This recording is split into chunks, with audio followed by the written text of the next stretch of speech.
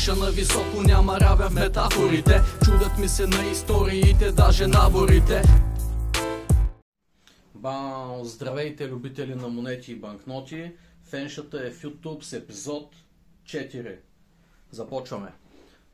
Преди да започна с каквото и да е, ще ви помоля, ако ви харесват видеята ми, абонирайте се, коментирайте, последвайте ме тук и в TikTok, за да може да си разказваме още много истории. За днес какво съм ви подготвил?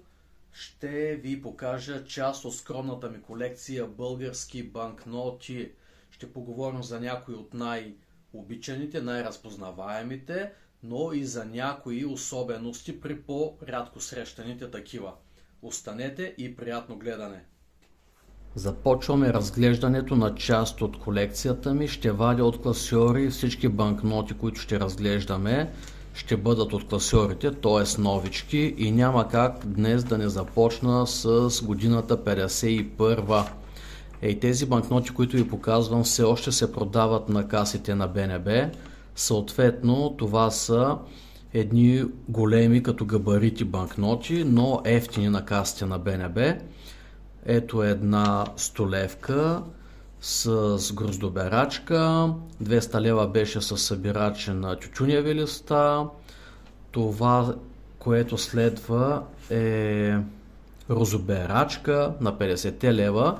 Единствено 50 лева носят този кафяв оттенък. Като цяло всичките от 51 са с постни цветове, но виждате, това са си нови банкнотки.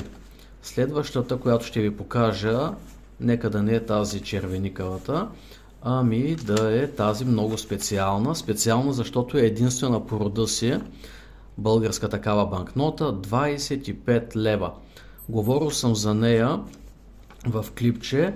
На нея е изобразено строителството на ЖП линия и в TikTok обърнах внимание на двама от работниците.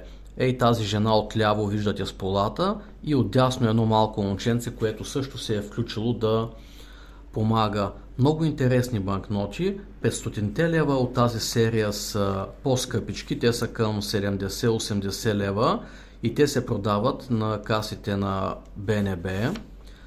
Виждате, иначе всичките, дори и тази червеникаво кафява десетолевка, всичките са с образа на Георги Димитров. Тук имахме един трактор и преминаваме към 5 и 3 лева. Всъщност те даже не са точно банкноти, защото на тях пише, че са държавен съкровищен билет. Характерният сърп и чук стои на двете, а това е 3 лева. Много прилича на 3 рубли от този период, но нормално е, тогава почти всичко в България е заимствано от СССР. Има и банкнота 1 лев, сега ще ви я покажа. Тя е единствената ми, която не е чисто нова от тази серия. Тази я купих конкретно за 15 лева в това състояние. Тя е рядка, защото не се продава на касите на БНБ и ако е не циркулирала, съвсем спокойно тръгва от 200 лева нагоре, а пък ако има и интересен номер, става вау. Така че това е една наистина рядка банкнота. Продължаваме разглеждането на колекцията. Отивам при едни много разпознаваеми такива. Това са тези от 62 и 74 година. Извадих от класьора смесени години, но хубаво е да знаете, че от 62 са 2-3 пъти по-скъпи от 74. Говоря за тези обикновените левче и 2. Също се отнася за 5-те. Десетолевката е една от може би трудните за намиране банкноти. Ето е петолевката, на нея е изобразен комплекс с златни пясъци. На 10 лева е изобразен, какво беше това? Нещо, забравих, Девня, а това е ТЕЦ Марица Изток, това беше химическия завод. Това е ТЕЦ Марица Изток, на 2 лева е една гроздоберачка, за която съм разказвал. И на 1 лев е паметника Шипка. 10-20 лева, чисто нови от 62 година, наистина стига стотици левове. Ето още две мои от тези новичките. Тези си ги купих заради уникалните им номера. Виждате, още вече ще са поредни, но едната е 500 000.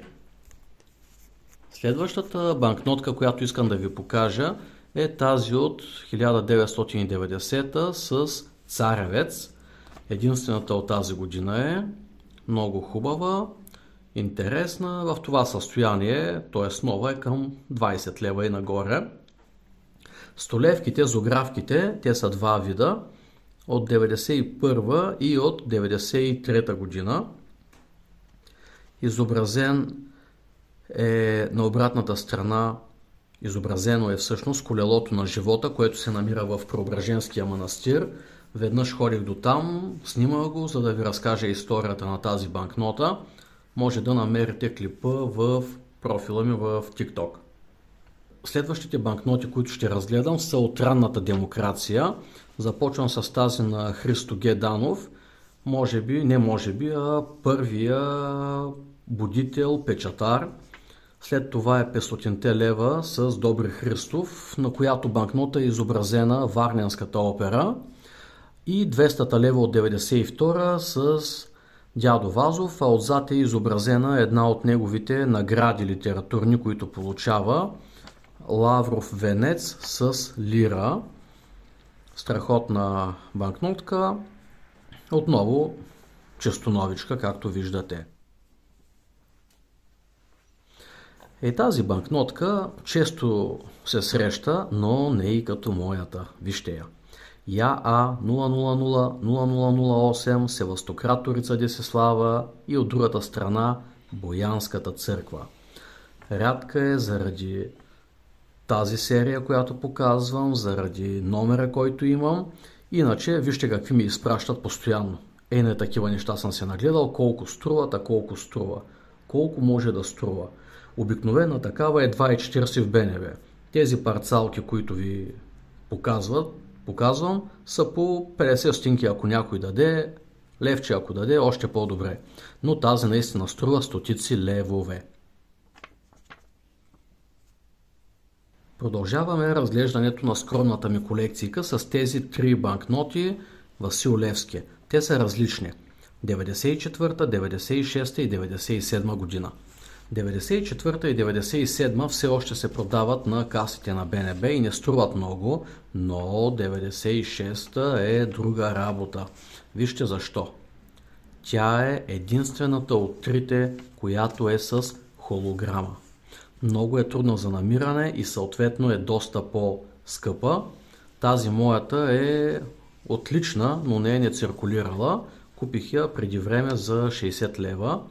Така че да, 96-та година наистина е много рядка банкнота с Васил Левски.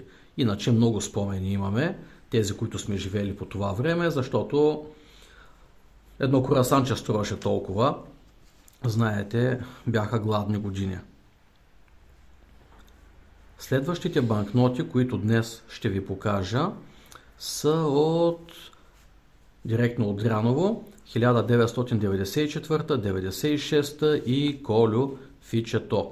На лицевата страна виждате изобразен той и част от ханът Хаджи Николи в Търново.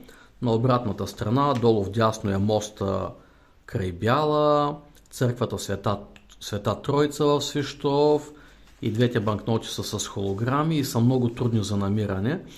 Моите не са чисто нови, но цените, на които ги взех, бяха съответно 30 и 50 лева, така че и те са си скъпички банкноти. Следващата, на която ще се спра, е много моя любима, чисто новичка, 5000 лева. Тя съществува в два варианта, 96 и 97 година. Моята е серия АА, на задната страна е паметника на свободата в Пловдив, а отпред е ликът на Захари Стоянов, автора на записки по българските въстания. Много красива банкнота от годините на ранната демокрация. Следващата банкнота, която ви представям, е 10 000 лева с Владимир Димитров, майстора, и на заден план се вижда Националната художествена галерия, а обратната страна е изпъстрена с фрагменти от картини на майстора. Много ми е ценна тази банкнота, защото на предния рожден ден получих торта, направена във вида на тази банкнота, само че беше с моя лик. Вижте сега. Отворил съм класьорите на тези десетолевки. Това са различните десетолевки. 99-та, 2008 и 2020 година. А тази банкнота е от 97, само че е с номинал 10 000. Много прилича на сегашните десетолевки. Петър Берон. Отзад има скици на негови научни трудове. Но вижте колко е по-мъничка от съвременните десетолевки. Осезаемо по-мъничка, но е много красива, може би именно заради своята компактност. Една страхотна банкнотка в серия АА. Следващата от този гладен период, 1997 година, са тези 50 000 лева. Най-големия български номинал. Отпред е паметника на братята Свети Кирил и Методи пред Народната библиотека в София. Отзад има факсимиле от история славяно-българска и тази банкнота все още се продава на касите на БНБ. Около 70 лева струваше там, така че съвсем спокойно може да се купи за 80-90. Това беше за днес, приятели. Надявам се да ви е харесало и се подразбира, че това ще е първа от няколко части, тъй като има още доста банкноти, за които да си поговорим и да си разкажем интересни истории.